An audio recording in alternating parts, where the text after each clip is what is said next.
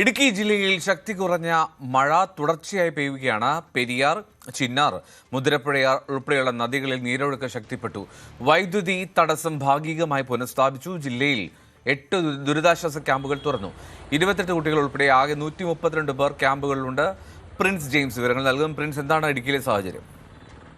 കഴിഞ്ഞ ദിവസത്തെ അപേക്ഷിച്ച് ഇടുക്കിയിൽ വലിയ ആശ്വാസമുണ്ടെന്ന് തന്നെ പറയാം. കഴിഞ്ഞ ദിവസത്തെ സമാനമായ രീതിയിലല്ല ഇപ്പോൾ മഴ പെയ്യുന്നത്. ഇടയ്ക്കിടെ മഴ ശക്തി പ്രാപിക്കുന്നുണ്ടെങ്കിൽ പോലും അതിശക്തമായ ഒരു മഴ നിലവിലില്ല.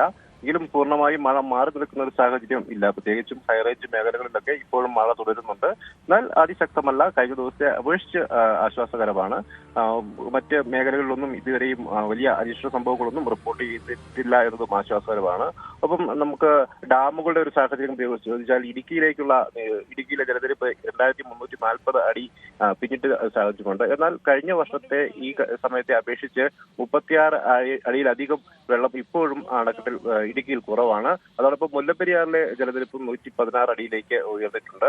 എങ്കിലും നിലവിൽ ഈ ഇടുക്കിയിലും മുല്ലപ്പെരിയാറിലുമൊന്നും ആശങ്കാജനകമായ സാഹചര്യമില്ല. ഈ അണക്കെട്ടുകളിലേക്കൊക്കെ നീര് കൂടിയിട്ടുണ്ടെങ്കിൽ പോലും പരമാവധി സംഭരണശേഷിയിൽ നിന്നും വളരെ കുറവാണ് ഇപ്പോഴും പ്രധാന അണക്കെട്ടുകളിൽ. അതേസമയം ചെറുകിട അണക്കെട്ടുകളിൽ നിന്ന് വെള്ളം പുറത്തേക്ക് ഒഴുക്കുന്നുണ്ട്. പ്രത്യേകിച്ചും മലങ്കര ഡാമിന്റെ 4 ഷട്ടറുകൾ ഉയർത്തി വെള്ളം പുറത്തേക്ക് ഒഴുക്കുന്നുണ്ട്. അതോടൊപ്പം പാമ്പള, കല്ലാർകുട്ടി ഡാമുകളുടെ നിന്നും വെള്ളം പുറത്തേക്ക് ഒഴുക്കുന്നുണ്ട്.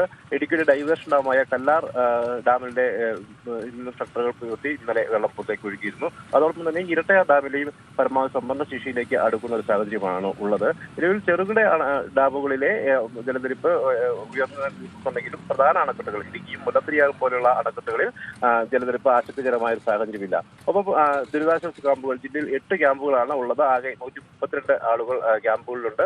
ഒപ്പം ആവശ്യമെങ്കിൽ കൂടുതൽ ക്യാമ്പുകൾ തുറക്കേണ്ട ഒരു സാഹചര്യം ഒക്കെ ഉള്ള സാഹചര്യത്തിൽ ആവശ്യമെങ്കിൽ കൂടുതൽ ക്യാമ്പുകൾ തുറക്കുമെന്നും ജില്ലാ ഭരണകൂടം വ്യക്തമാക്കിയിട്ടുണ്ട്. അതോടൊപ്പം ജില്ലയിലെ വിനോദസഞ്ചാരത്തിനുള്ള വിലക്ക് തുടരുകയാണ്. ഈ അറിയിപ്പ് ഉണ്ടാകുന്നത് വരെ വിനോദസഞ്ചാരികൾ വാഹനങ്ങളിലേക്ക് പ്രവേശിക്കരുതെന്നുള്ള ഒരു നിർദ്ദേശം കഴിഞ്ഞ ദിവസം തന്നെ ജില്ലാ ഭരണകൂടം പുറപ്പെടുവിച്ചിരുന്നു. പ്രത്യേകിച്ചും രാത്രികാല യാത്രയൊക്കെ വലിയ ബുദ്ധിമുട്ട് സൃഷ്ടിക്കുന്ന സാഹചര്യമുണ്ട്. കഴിഞ്ഞ ദിവസങ്ങളിലൊക്കെ തന്നെ പ്രധാന പാതകളായ മുണ്ടക്കയം, കുട്ടിക്കാനം പാതയും വാഗമൺ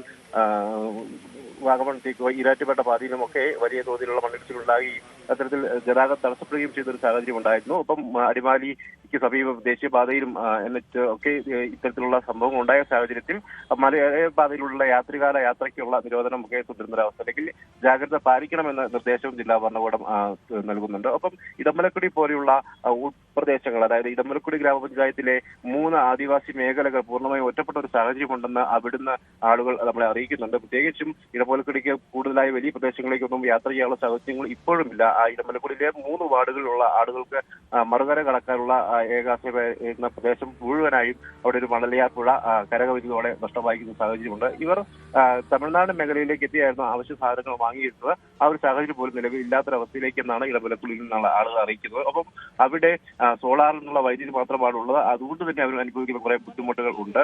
വരും ദിവസങ്ങളിലൊക്കെ ഇപ്പോൾ ആവശ്യത്തിന് ഭക്ഷ്യവസ്തുക്കളൊക്കെ ഉണ്ടെങ്കിൽ പോലും തമിഴ്നാട്ടിലെ വാൽപ്പാറയിലേക്ക് പോകുന്ന ഒരു സാഹചര്യം നിലവിൽ ഇല്ലാത്തതുകൊണ്ട് തന്നെ വരും ദിവസങ്ങളിൽ മഴ ഇതുപോലെ തുടർന്നു കഴിഞ്ഞാൽ, പുഴ കരകവിയുന്ന ഒരു സാഹചര്യം തുടർന്നു കഴിഞ്ഞാൽ വലിയ ഒരു ബുദ്ധിമുട്ടിലേക്ക് ഇടമലക്കുടി നിവാസികൾ മാറുന്ന ഒരു അവസ്ഥ ഉണ്ടാകും. എന്തായാലും നിലവിൽ മഴയ്ക്ക് നേരിയ ശമനമുണ്ട്. എന്നാലും വരും മണിക്കൂറുകളിലും അടുത്ത ദിവസങ്ങളിലുമൊക്കെ മഴ ശക്തമാകുമെന്ന് തന്നെയാണ് കരുതുന്നത്. കൂടുതൽ വാർത്തകൾക്ക് News 18 Keralam YouTube channel subscribe ചെയ്യുക.